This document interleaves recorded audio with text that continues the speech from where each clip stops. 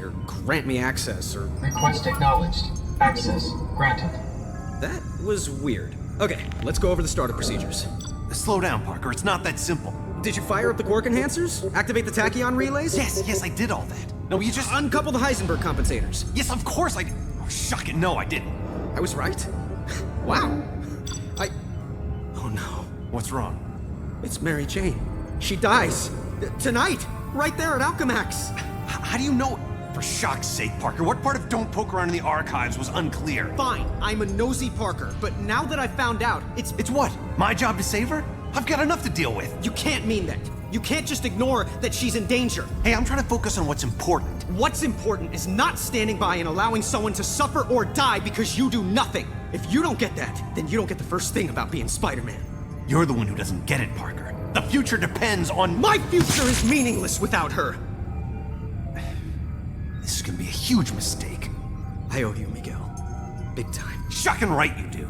But, well, maybe this'll help even the score for everything the world owes you. Thank you. I mean that. Man, I must have been crazy to think about staying here. If people I love are going to be in danger, then I need to be there to help them. Oh, now what? Talking about someone you love? I think that's my cue, Spider. Holy, it is her.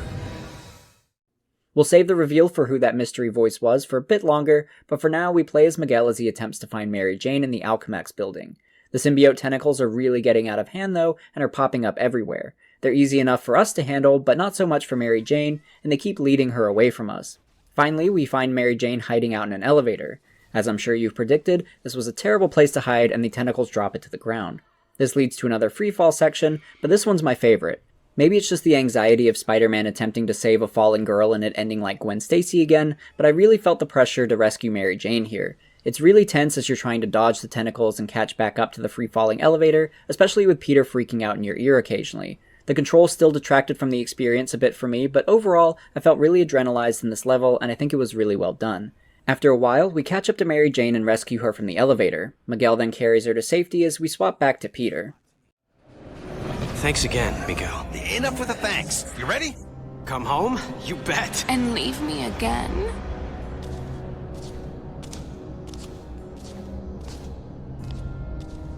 How much rejection is a girl supposed to take? Black Cat? I was praying I was wrong. Felicia? What have they... Help me, Spider. They gave me an anti-aging drug. For decades, made me over. Spider sense going nuts. You're lying. The real Felicia, she would have never let them... Never let them what? Turn me into this? You destroyed me, Spider.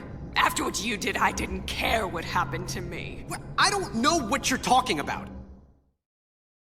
Teeth sensitivity is so common. Immediately it feels like somebody's poking directly on the nerve. I recommend Sensodyne. Sensodyne toothpaste goes inside the tooth and calms the nerve down. And my patients say, you know, doc, it really works. Talking about. The surprise reveal is of course Black Cat in the year 2099, and she'll act as another boss fight. This 2099 version of Black Cat isn't from the comics though, and was an original creation for the game. The in-game files give details on her backstory, and essentially this is a clone of the original Black Cat. Alchemax got their hands on the original Black Cat's DNA and mixed it with the DNA of actual cats, the villain Tigra, and a gene from the character Vanisher, which allows this Black Cat to teleport. She also has the memories of the previous Black Cat and her relationship with Spider-Man, which is why she was drawn to Peter here. She clearly blames Peter for all of her problems though, which doesn't quite make sense yet, but we'll learn why that is a little bit later on. This is pretty much just the warm-up battle against her though, since she teleports away before being fully defeated. This room is pretty interesting itself too, because it houses some statues of villains we faced in Shattered Dimensions, namely Kraven the Hunter, Mysterio, Juggernaut, and Silver Sable, although she wasn't really a villain in that game. After leaving the room, we start to head back to the portal when the big reveal happens. I'm en route to the gateway room. Tell me when you're there as well. We have to time this right. You got it, Miguel. Oh, how nice. You and your counterpart are on a first-name basis now. It's good to know you've bonded. Who are you? I'm the CEO of Alchemax. The real question is, who are you, old friend? Old friend? So this is where you make the big reveal, and I say, holy cow, Norman Osborn, or the Kingpin, Jonah Jameson. Come on, please be Jameson. All of them long dead, I fear. Too bad they didn't have access to the anti-aging drug we developed. Does wonders for you. And I do mean you. No, it can't be. Can't be, yes. Why do people always say that? Good thing your future counterpart saved us, eh?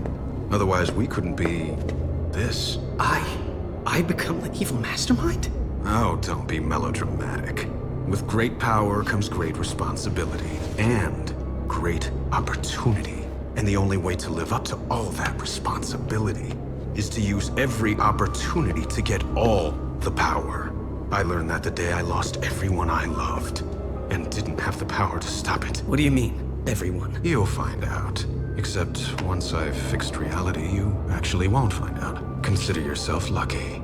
Peter, it's up and running, but it's not tremendously stable. Where are you? I think I'm in hell. The CEO, it's me. What? That's insane. How can that be? Holy shock! Peter, now!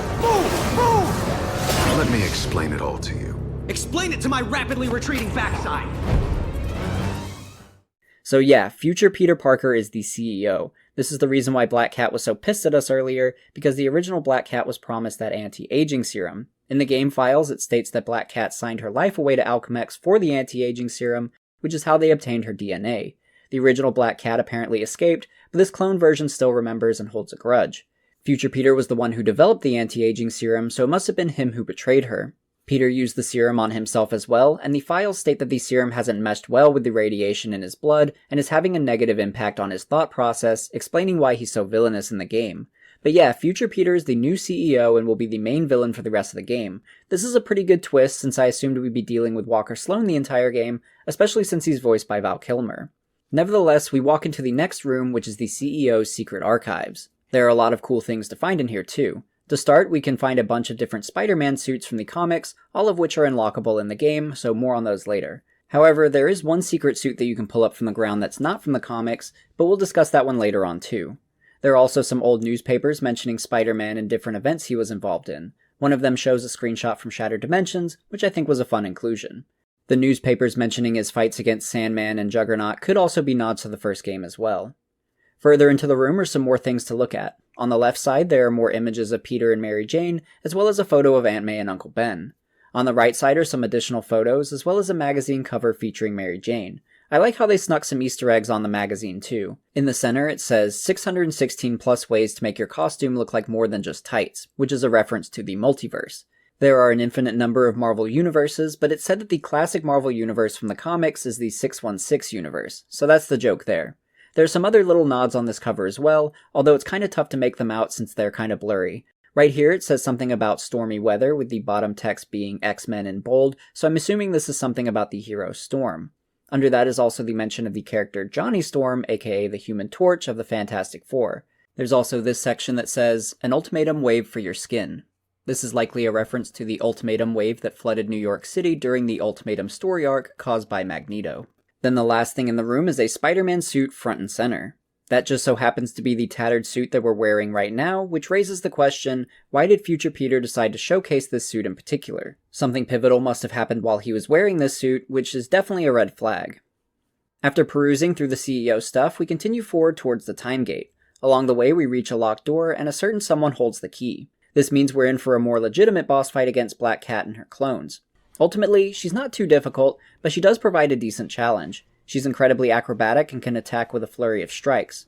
Our hypersense is key here again, since we have to time it for when she performs her bigger attacks, leaving her open. After dealing enough damage, she'll teleport to another platform, and we have to follow her there for the next battle. You pretty much repeat this process a couple more times until you finally defeat her. It was like old times, wasn't it, Peter? And I know it wasn't my old times. Not really. But it was as close as I was ever going to get. Be honest. Was I... Yeah. Good? You were great. Better than the original.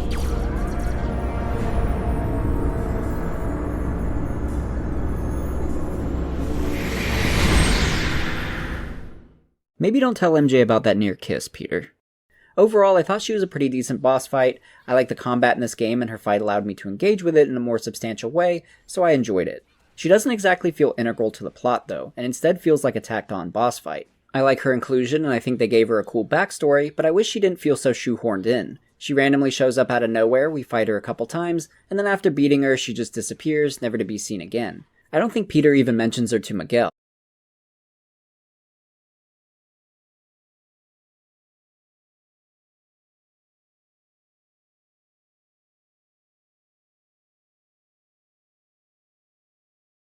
So I can't help but feel like she was included last minute when they realized there weren't enough